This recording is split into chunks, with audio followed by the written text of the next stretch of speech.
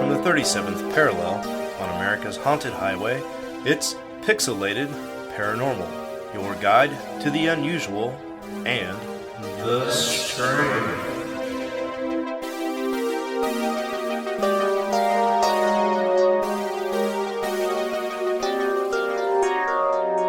Well, what's up, everybody, and welcome back to the long-awaited return of Pixelated Paranormal. We hope you miss us, because we sure missed you. I am Shawn, and of course, with me as always is the one-armed man, Preston. What's up, all you cool ghosts and goblins, you crocodoons and crocodingos? I almost forgot how to do this. Yeah, it's been a minute. Yeah, you take an unintentional month off, and man, it's like riding a bike. The muscle memory's still there. Yeah. So yeah, white elephant in the room here, or is it pink elephant? I think it's a white elephant. Anyway, the pesky pachyderm in the room here. It's been about a month. Right at a month, actually. Today is the 28th.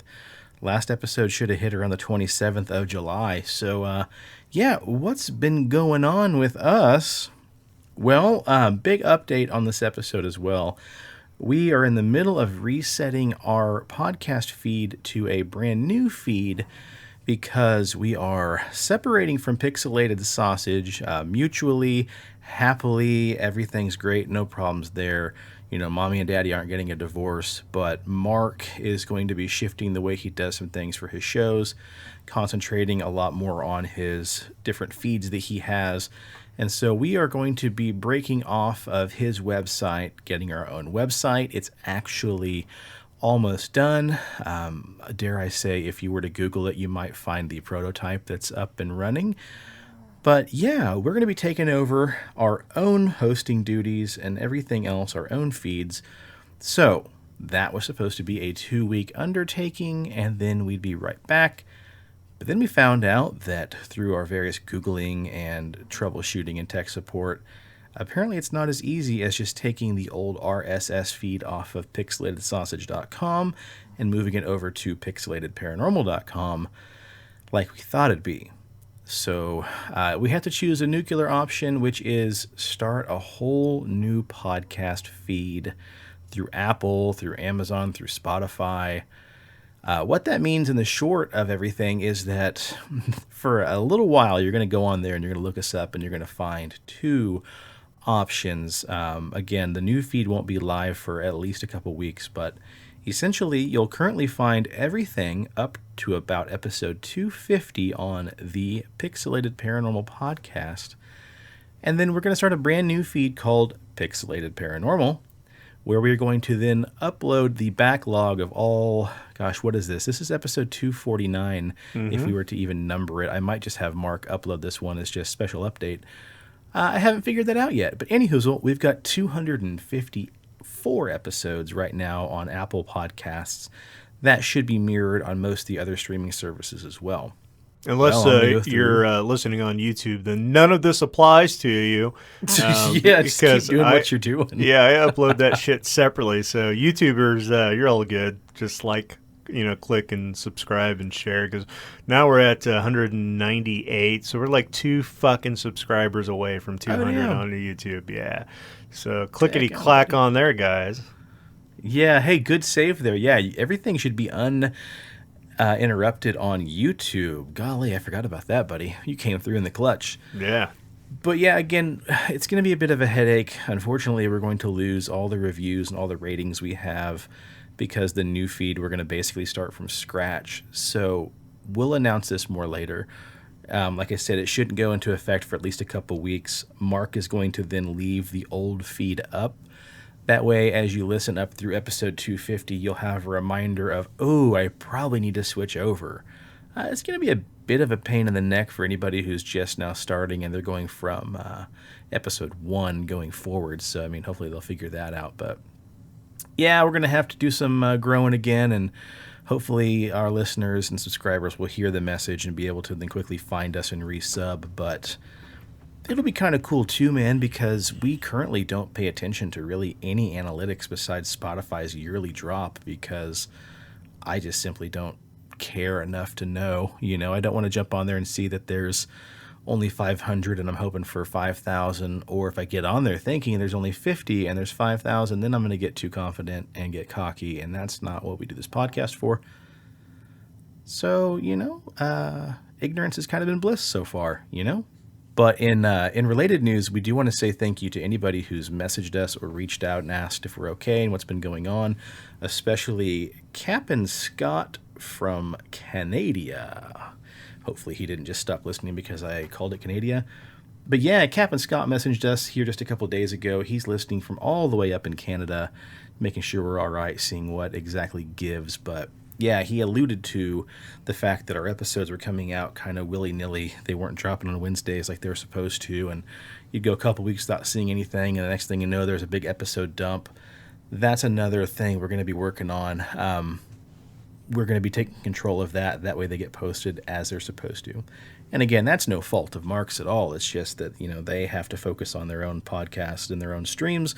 And if I shoot him an email at the 11th hour at 10 o'clock, 11 o'clock at night on Tuesday, I should stop expecting it to be dropped on Wednesday because, he's got his own life to pay attention to. So yeah, we're like that pesky luggage on the back of the car that wasn't strapped down. Imagine like Mark is like the dad from Harry and the Hendersons, and he's got the old station wagon from the 80s, and he forgot to tie down that one bag of luggage. We're that bag of luggage that's just flip-flopping around on the side of the road.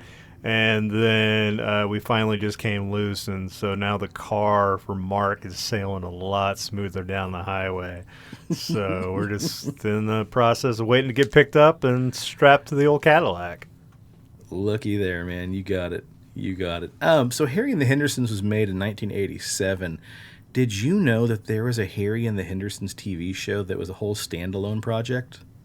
No. Yeah, neither did I, and probably the majority of the people hearing this right now. Yeah, Harry and the Hendersons, the movie, came out in 1987, and then apparently there was a syndicated TV show that lasted for 3 seasons that started in 1991. And essentially, from what I've been reading, it starts off with them pretty much reenacting the movie in the first episode or two, and then it just goes forward with different, random hijinks. And Bruce Davison actually plays George. He takes over the role of John Lithgow's George. And then, everybody's been recasted. I don't remember. I think maybe the guy that played Harry continued on until I think somebody replaced him in season 3. But anyway, side note that I didn't mean to bring up, but you did. Yeah. That's what I'm here for. Harry and the Henderson show. Right. Yeah, that's right, man. That's right. You pick up the pieces that I drop along the way. Like some kind of goofy little Hansel and Gretel. Oh. Yeah. So, guys, again, more information on that later. But, if you want to kind of maybe see what we're cooking up, pixelatedparanormal.com. Everything's kind of up and running, except we don't have episodes of the show on there yet. So if you go on there, you'll see some weirdness on there, maybe some filler text on the episode link. But otherwise... I got a blog up. We've got some contact info. We got our bios updated. You can reach our Instagram and our Facebook through that, and I think the YouTube as well. So, maybe check that out in the meantime. Facebook and Instagram will stay the exact same. Nothing new on there. That's not going to be changed at all. But, new feed coming soon. But the other part of the reason why it's been taking so long for us to get on this is during our little 2-week hiatus, my wife had to get knee surgery. She's doing fine. But also, we got COVID, and so we were out for that for a little while and quarantining and just kind of taking it easy and relaxing during that. So we are both back on our feet, so to speak. But Preston, you had a very interesting event take place in your life. You want to tell us a little bit about that? Yeah. So last week I had to go out of town for work, so I was gone like 2 days, and I got back Wednesday night, and so I was off work Thursday, and I was having new garage doors installed, and I don't know if I ever told the story about how the original garage door got a hole in it. So we had 2 fiberglass garage doors, and I always asked Dad, like, why, we didn't have garage openers, because all my friends in their houses growing up had garage openers.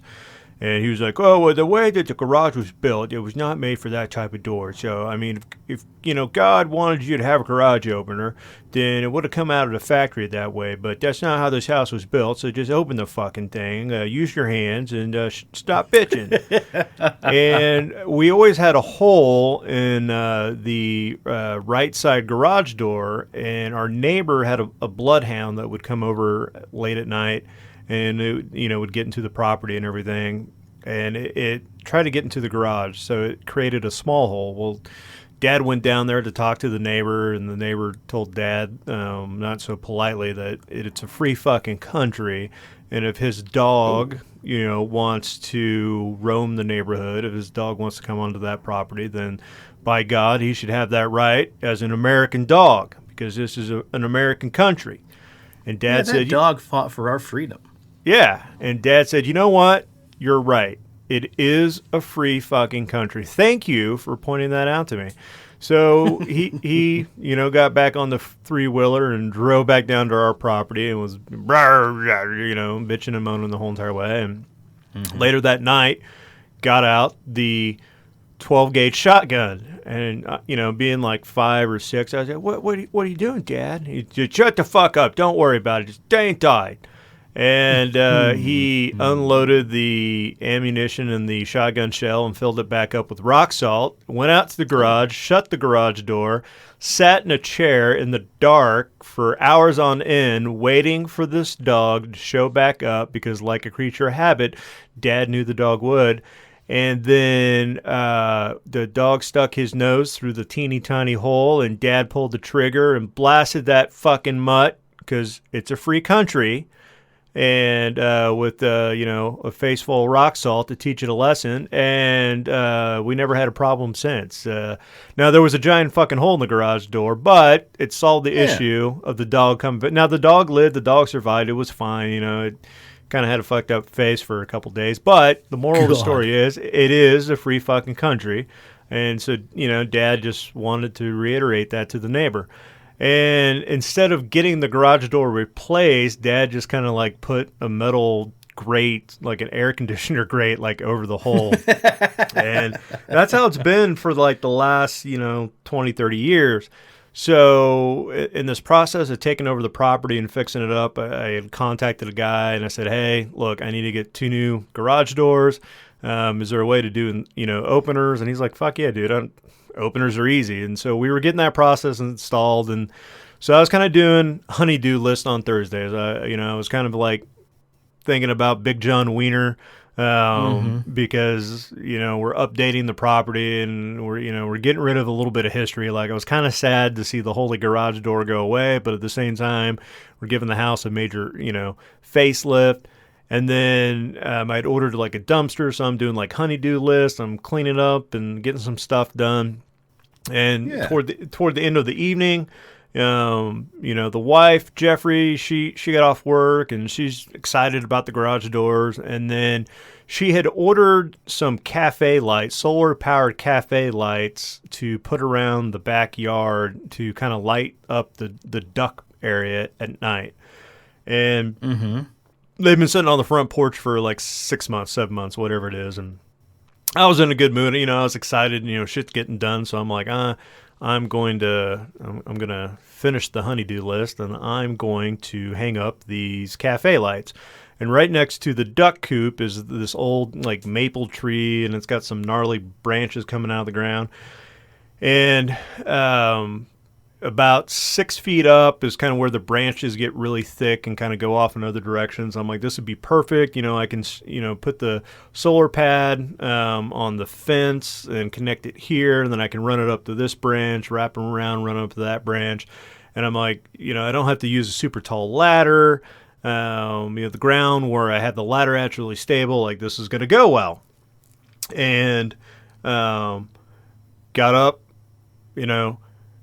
hung the lights, got them around like the first trunk, threw them over the other trunk, and then I'm like, okay, I'm going to move the ladder. Took 2 steps down the ladder, and the ladder leg twisted went one way and I went the other, and I landed flat on my back. And then I felt like this instant numbing sensation throughout my whole entire arm. And I'm like, oh, God. Oh, geez, I had the wind knocked down on me. And then I looked down at my wrist because I'm like, why does my arm feel so heavy? Like, fuck, did I just, like, break my arm? And the joint of your wrist joint there where your hand connects basically looked like a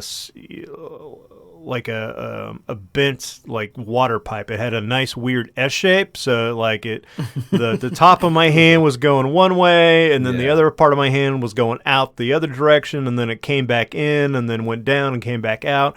So I had like this weird, like wavy line in my hand, and I'm like, oh God! And then like the pressure got was getting really intense, and then I'm in the backyard. My cell phone's like buried in my pocket, so I'm like, I'm trying to figure out like, oh shit, what the fuck do I do? So I decided to go ahead and just man up, pick myself up, walk out the backyard, walk all the way around to the front door, knock on the front door, and then Mom opens it up. She's looking at me, and my wrist is sitting there like dangling all weird. I'm like, look, I just broke my wrist. You probably should call a fucking ambulance. And then I'm like, I'm going to sit right out here.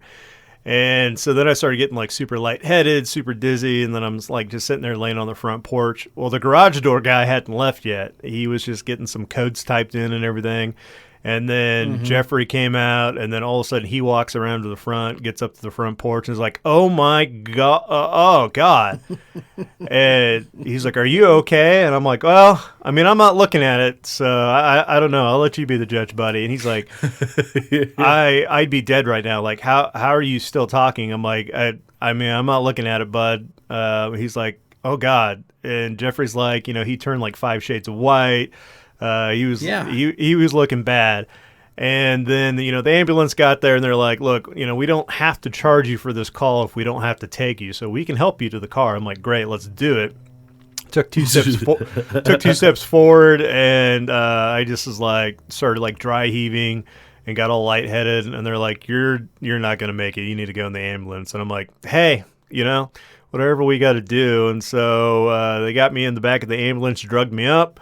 And they, got to the hospital and opened up the door, and the guy's like, I feel sorry for your wife because for the next couple of weeks she's gonna have to wipe you because you're right-handed, right? And I'm like, yeah, really can't use this left hand for shit. And so as soon as they opened up, as soon as they opened up the ambulance door, she was standing right there, and she had that worried look on her face. I'm like, honey. The ambulance guy said you're going to have to wipe my ass for the next, 6 weeks or whatever. And she's like, fuck, I am.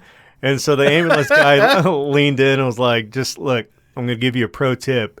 After you take a shit, just go into the main room and rub your ass against the carpet like a dog. She'll wipe your ass for you at that point. I'm like, thanks.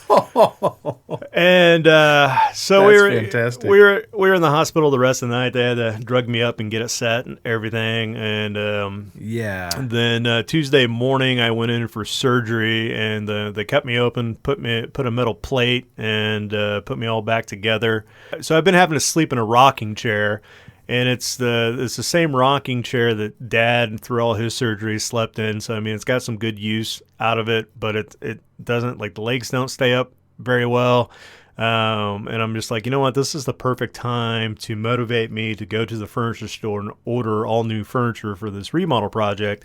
So we went to Bob Mills, and we're looking at recliners and stuff. And I'm like, you know what? Let's get one of those reclining love seats. Let's get, a recliner for Mom, because Mom's been doing a really awesome job of taking care of me, because Jeffrey doesn't sleep very well at night anyways, and she still has to get up and go to work while I'm on short-term disability. And so Mom's been staying down and taking care of me, and so she really loves that rocking chair. So I'm like, you know what? I'm going to make sure we get a new one for Mom. Let's go all bells and whistles. And as we're walking around Bob Mills, the first guy was kind of, like, what are you guys looking for? Recliners? Oh, fuck you guys. I'm out of here. Like, that's not going to be a big sell. This one guy was just fuck you, Gimpy. Yeah, fuck you, Gimpy. And so the other guy was just kind of like, kept looking at my arm and was like, whoa, what are you guys looking for? And I'm like, look, maybe 2 recliners, a love seat, a couch. Like, I don't know. Sky's the limit. I just know that we need new furniture. So, you give me the deals. You tell me what's going on here. And then we got to talking, and when we were filling out some of the paperwork, he's like, do you want me to type for you? I'm like, dude, that would be awesome. And he's like, well, do you mind asking me what happened? I'm like, well, see that lady over there? And he's like, yeah. I'm like, well, that's the wife. And I got a little bit too lippy the other day, and she fucking pushed me down the stairs. And he started rolling, laughing, and she's like, I can't believe you said that. And he's like, you know what? Abuse is abuse. Like, I believe him. And she's like, he fell off. His dumbass fell off the ladder. And he's like, you know what? If I was the abuser, I would have said the same thing. His dumbass fell off the ladder. But he's like, we know the truth, Jeffrey, don't we? And so it was just, been kind of funny. We've been laughing about it. And you can't put Humpty Dumpty back together again. I'm not going to ever be 100%, but it's we've been making the most out of it. And then in retrospect, I look back and thinking about the garage door and Dad and everything. Dad on this property was up on the roof trying to repair some shingles, fell off the roof and broke his ankle. Dad was hanging something up, fell off the ladder, broke his wrist. Didn't shatter it, but broke his wrist. And then he was working on the property, fell in like a gopher hole or like rabbit hole, and broke his other ankle. And so, I was talking with Mom. I'm like, honestly, I'm just trying to catch up with Dad. I feel like, Dad broke 3 bones, and I'm 39 years old, and then this is my first broken bone. So I'm like, I still got 2 more bones to break at least to be on equal terms with Dad. So I'd go for fingers if it was me, buddy. I mean, yeah, I feel like you kind of already beat him in one way. That wrist is pretty fucked. Yeah. Jesus. Yeah, my dad was a carpenter before he retired, and he worked for, himself as well as other, businesses. And, I mean, it was nothing for him to come home from work and just be limping or holding his ribs or whatever, and to the point where he could fall off a ladder at home doing stuff around the house and tell you exactly what he broke, if he broke it, and how many ribs were broken. I remember once we were hanging up a new attic step ladder, and he was hanging that up, and of course my mom's like, careful, careful, careful, and then he fell out of that all the way down, landed on the wicker clothes hamper and stood up and kind of like ran his fingers, down each of his ribs, and he's like, nope, we're good, nothing's broken. And he looked at me and he's like, son, when you've fallen off enough ladders like I have, you know when it's broken and when it's not. Yeah. I also, talking about telling the furniture guy that Jeffrey pushed you down the stairs, I remember we were getting ready to go on vacation a couple years ago, and Shayla had just started wearing contacts. And she had taken a nap in her contacts, and then she had gone to take her contacts out after she woke up, I believe is how it went. And anywho's, like you and I both know, if you sleep in contacts, they get a little dry. So it's best to maybe put some drops in to kind of, work them loose a little bit, lubricate them. Well, unfortunately, when she went to take the contact lens out, it got stuck, and she had ended up pinching the skin, the outer layer of skin on your eyeball. And because there's no skin pigment in there, it just looked like the Terminator. Like 2/3 of her eye was just crimson red bloodshot. It looked very pretty because she has very pretty blue eyes, and so it's real pretty blue and then red. But it was right before vacation, so I, of course, freaked out because I'm like, oh my God, she's going to be blind. She just blinded herself. Oh my God, oh my God. So we take her to the eye doctor, and our eye doctor's just like, no, you're fine. You basically just made a bruise on the eyeball, but because there's no pigment, it just shows up as just stark crimson red as opposed to being, blue or purple like a bruise. But of course, the entire vacation, I forget where we went, but was it a run, hun? Okay, we did a run, but regardless, everybody that saw her just looked right at me. Like, uh-oh. Yeah. So, oh man, luckily her eye healed up, and there was no permanent damage done, but oh boy.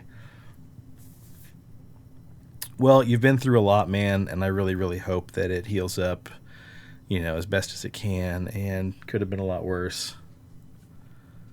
I think we got a text message from you around like probably, I don't know, midnight or 1 a.m. telling us what happened. Yeah. Yeah. And, Corey and, or maybe it was Steve, one of them was like, Jesus, fuck, when I sent the photo of my wrist.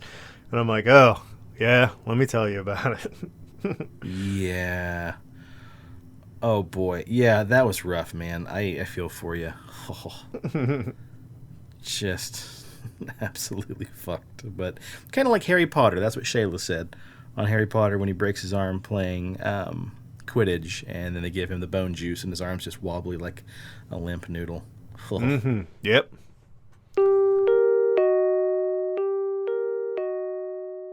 Well, anyway, that's enough about us and what we've been doing, and it wouldn't be an episode of Pixelated Paranormal if we didn't have a story of high strangeness and the bizarre. So, presto, I did the heavy lifting. And have you ever heard of the Cisco Grove Encounter, also known as the Cisco Grove Abduction? I have not.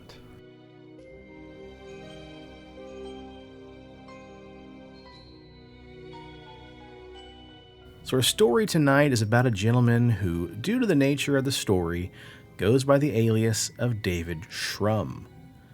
Now, David was a successful missile defense contractor for the U.S. military, married to his sweetie, and along with his daughter, the three of them lived together in Orangevale, Sacramento, in the big old golden state of California. Now, on the evening of the 4th of September, 1964, the 28-year-old Donald Shrum, along with his two friends Vincent Alvarez and Tim Trueblood, took off for a hunting trip out in the Tahoe National Forest near Cisco Grove, California. All three of the men had considerable experience in bow hunting, and they were all what we'd consider by the standards of 1960 to be real men's men, true outdoorsmen. Well, this particular night, after having established their campsite, they set out to survey the area they were in and where they planned to go hunting for deer the next morning. And perhaps because they were overly comfortable in their outdoor environment, they decided to set out on foot right before nightfall to get a good feel for their surroundings. But they all agreed they would push deep into the woods in pursuit of their potential targets, but if they had to, they'd all meet up and spend the night together out in the woods and then rendezvous back at the camp in the morning. So they had a predetermined meetup place if they could make it back to camp before sundown. Well, before long, Donald eventually became separated from the group, as you do in these stories, and as he bobbed and weaved in the various thicket and bramble, he soon began to feel lost in the ever-darkening woods. And also, to make things worse, he couldn't help but shake that feeling that he was being followed. Every so often, he'd hear the sound of leaves being crushed underfoot, or at least what sounded like feet. And once in a while, he'd even hear bushes and trees getting knocked around and limbs crashing. And soon panic set in when Shrum realized, bears! That's right, they're in bear country. So with daylight losing the battle against the night, Shrum would make the decision to find somewhere to set up his bed for the night, but more specifically, somewhere high up, away from his mystery pursuer.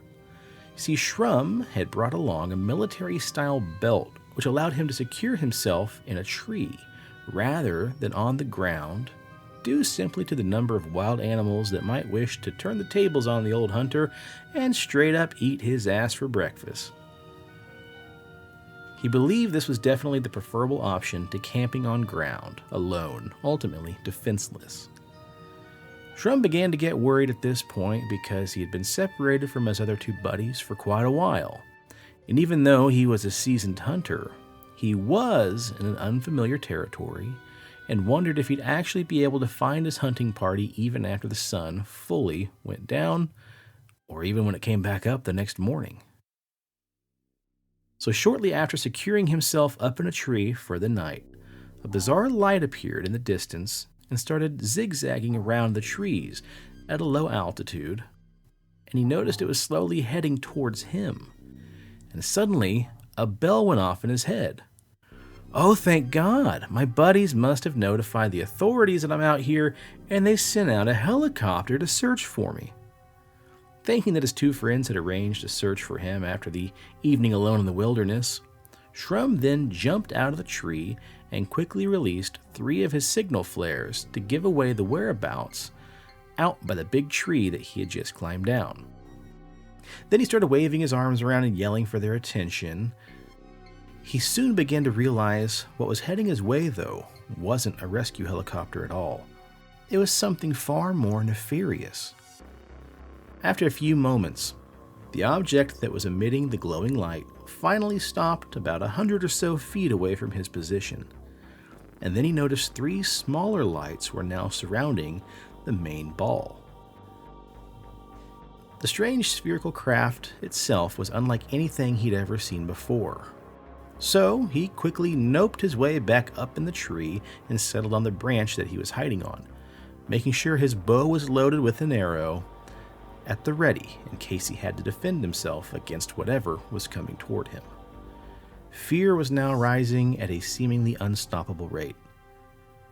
But that level of fear would soon raise even higher when he would look down and see another set of 3 smaller lights emerging from the glowing craft and begin to stir around the mystery vehicle. Soon after, he then saw 2 humanoid creatures emerging from the tree line that began making their way straight towards the base of the tree that he had climbed up inside of.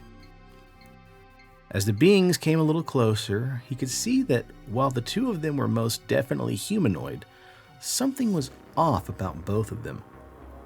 They wore shiny silver jumpsuits that seemed more rigid than soft, that seemed to bunch up around the creases of their elbows, similar to a radiation hazmat suit.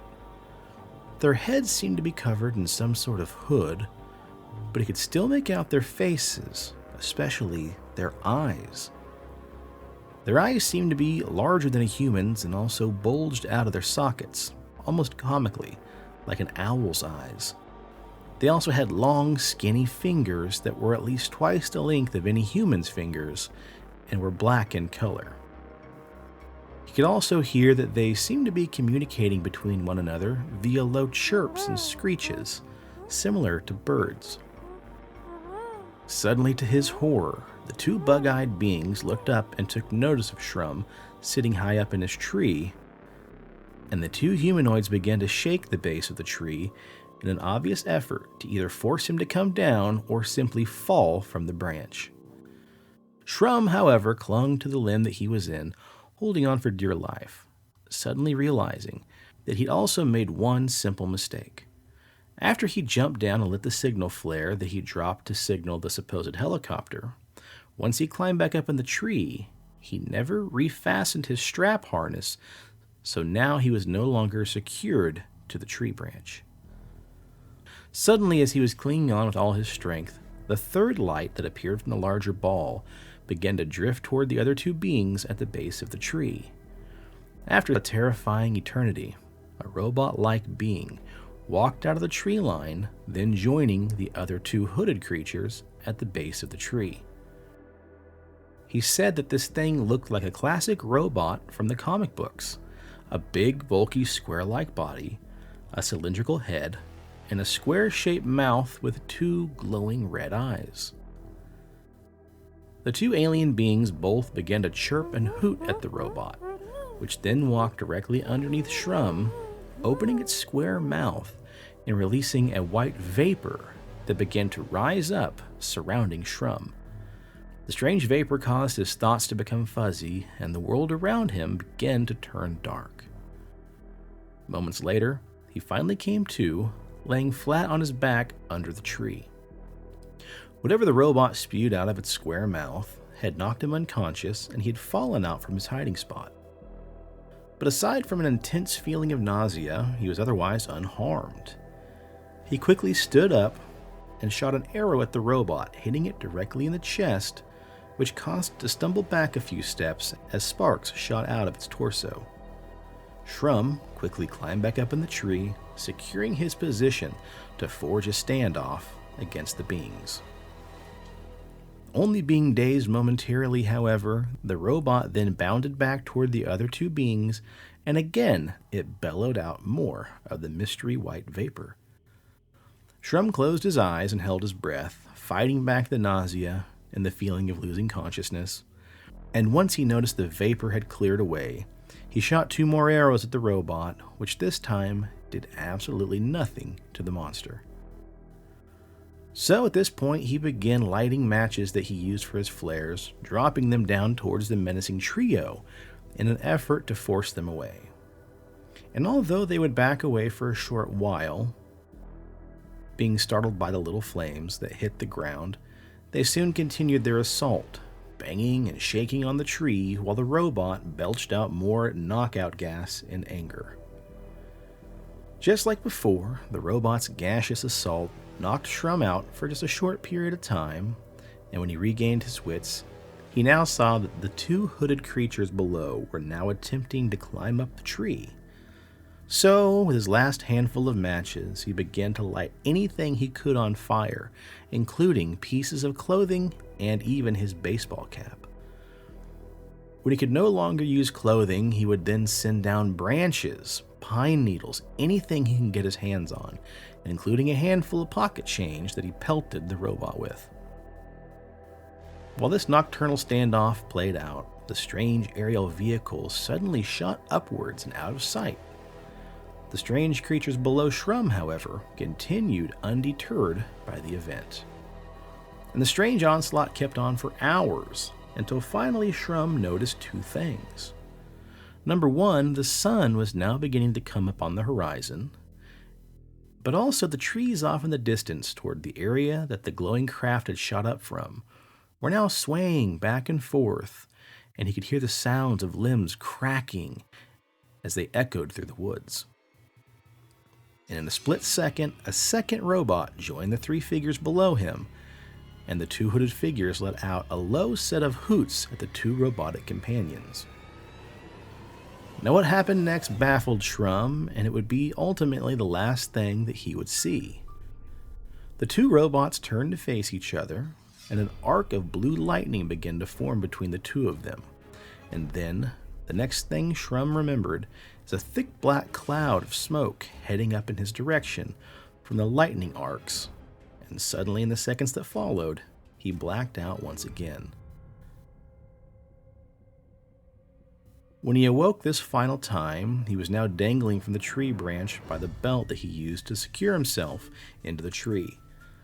But he was alone at last. There was no sign of the ship having returned, but all the creatures, including the robots, were gone. He was barely hanging on from the tree by his military-style belt. He could also see now that dawn was quickly heading his way. By the time daylight was stronger, he dropped himself from the tree, dazed, tired, but largely unhurt. He would set out for the pre-arranged meeting place of the campsite from the previous afternoon, and once there, he would discover both his friends waiting just as they planned. Furthermore, one of the 2 fellow hunters, Vincent Alvarez, had at least in part corroborated with the incident. From his position the previous night, he witnessed the strange glowing craft moving throughout the trees. He then saw it take off with a great pace up into the sky. This would likely have been while Shrum was thus battling with the creatures from up in the tree. Incidentally, all 3 of the men would return to the destination later that day after Shrum shared his story. They did find several of the arrows he had fired, as well as several pieces of charred clothing. However, oddly, the coins he had thrown down at the creatures had seemingly been scooped up by the menacing visitors before they had disappeared. His 2 friends would believe his claims, though, in part due to Alvarez's own sighting of the glowing craft leaving the scene. Later that day, when he returned back to his house, his mother-in-law, upon hearing the encounter, told an astronomer friend from the local college, and from there things began to turn a little gritty. The astronomer would immediately contact McClellan Air Force Base. He would inform them of the strange account and the location of the witnesses. Even more bizarre, though, Instead of visiting him at his home to listen to his versions of the events, military men would then arrange a meeting between Shrum at an empty house on an off-base housing development. Shrum would agree to the meeting, where the two officers would listen to his account and then confiscate several of the arrows. Later claims suggested that possibly the arrowheads had shavings of the mystery robots. Then, though they would insist that what he had just described to them wouldn't have happened, they would present several alternative scenarios as giving him an opportunity to pick one for himself. Now, what's bizarre here is first they said they couldn't have been aliens but simply college kids playing a prank on the hunters. And after Shrum disregarded that as saying, no, I know what I saw, these military men had the goal to say, well, they could have also been some local Japanese people out traipsing through the woods. He would eventually agree that he wasn't certain of what he had seen, if for no other reason than to keep his employers from facing similar questions. See, the problem was, being the missile contract employee for the U.S. government, he was scared to talk too openly about what he had seen in fear of losing his job or worse. Through the years, Shrum has stuck to the same story and version of the events for over half a century. Surely any hoaxer at this point would have finally given up the goose, but no, he's kept everything completely authentic, never changing his story once, and to further prove that he's serious about what he saw, Shrum himself has never written a book accounting for what happened that night. There are a few books and an actual documentary written about this, but they were never funded by Shrum himself, nor did he ever pay anybody to write the books for him. And that is the story of the bizarre Cisco Grove encounter.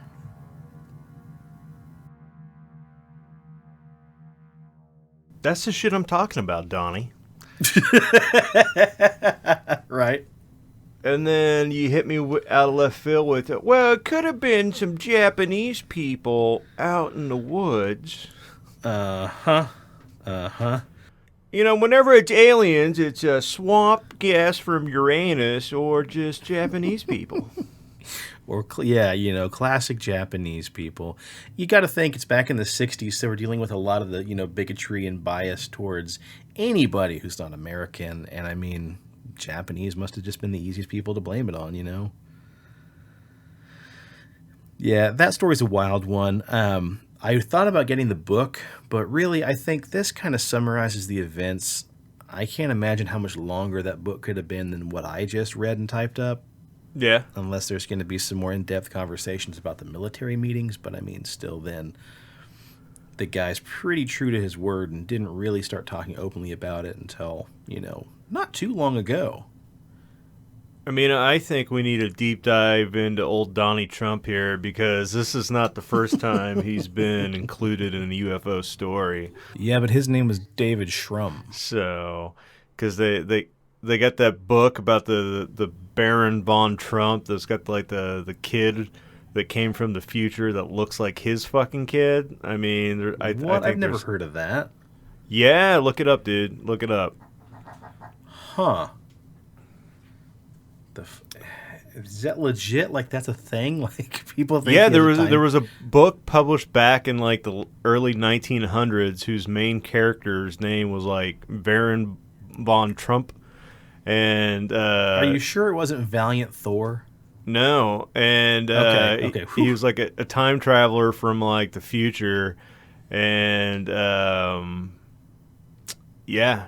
And then when you look at the goofy picture drawn in the book of the kid, like it kind of looks like Donald Trump's asshole kid. So, and then there's like this whole thing. Go ahead.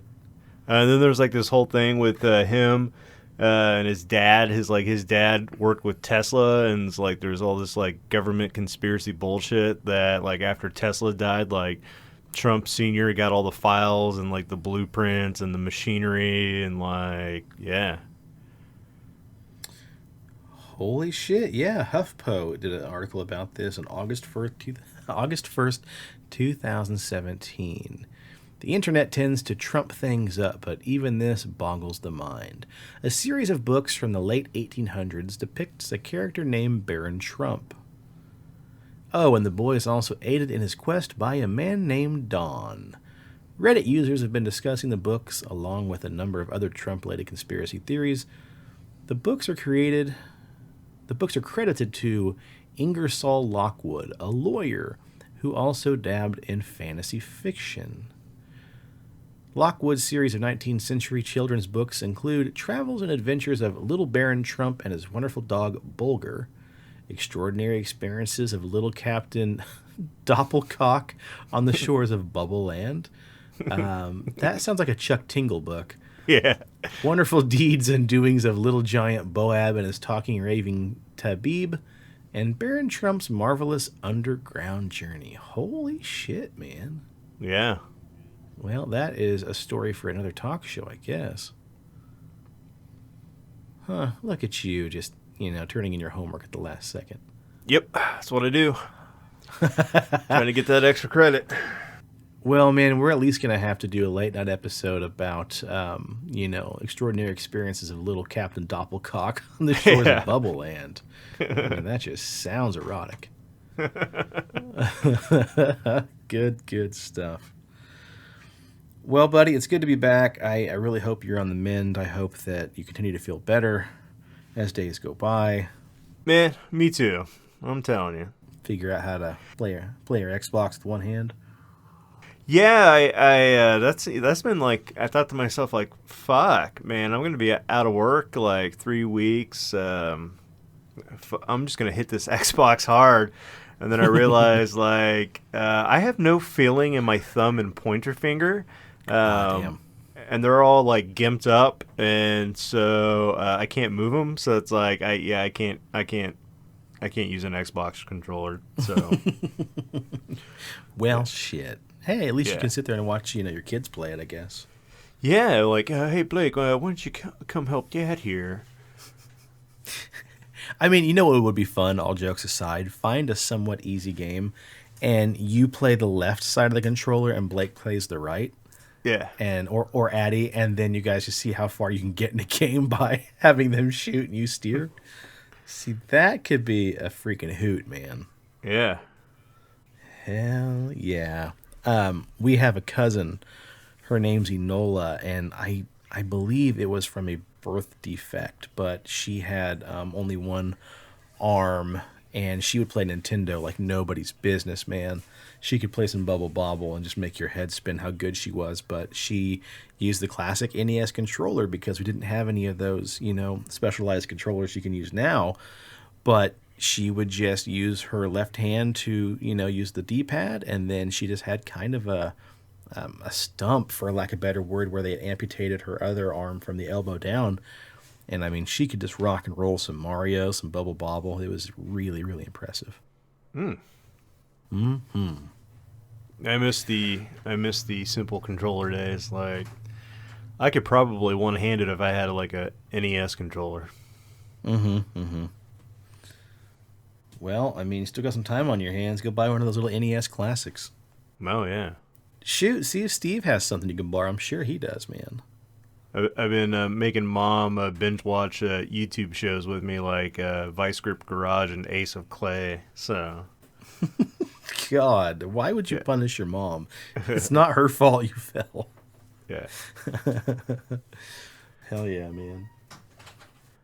Or there was like some like, I don't know, Larry something that does like watercolor painting, and she's like, I just don't like the way he paints. He's not very talented. And I'm like, Jesus, Damn. What do you say about my stuff, Mom? Well, honey, I mean, it's okay. You could have done better. Oh, no, yours are so special. You do such a great job, honey. Yeah.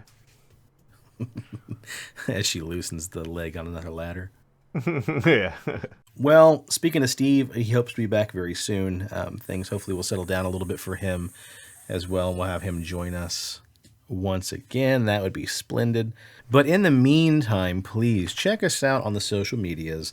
The Pixelated Paranormal Podcast on Facebook, at PXL Paranormal on the Instagram. You can find us on YouTube. You could be our 200th subscriber. Yeah, we're still sitting at 198. So, Yeah, I mean, we're so close. 2 more. Come on, people. 2 more, baby. And in the meantime, we will also have the website. Like I said, it might be up and running. You never know. Might be worth looking at. But we'll get that going, get the brand new feed set up. And then with that, hopefully, I can repair those few feeds that we lost. I know Stitcher fell off and some others. So hopefully I can get that figured out and get that back up and running, because I know also another listener, a ton of listeners have been reaching out about Stitcher, but Curtis reached out not too long ago to see if we were still on Stitcher, and I kind of let him know some of the insides of what's going on here. So yeah, that's the goal. This new feed, as it's going to be annoying to just have to resub to something, and like I said, we're also going to lose those ratings and those reviews, but hopefully we can get those back. But it'll help us kind of remedy some of these issues that Mark hasn't had the time to dive into for us, and that we probably should be dealing with on our own anyway, if we are, the adults that we say we are. Yeah. Yeah, there you go. All right, buddy, what else you got?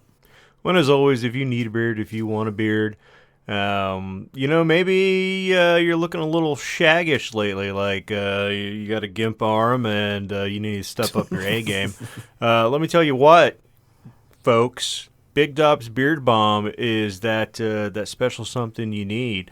You know what? I've been going to doctor's appointments, looking a little scraggish, looking like a hobo, but my beard is at its finest. It is on point, and I had to just give all the credit to old Dobbs there, because I've been rocking Bay rum in this beard for the last couple weeks. It looks amazing. It smells amazing.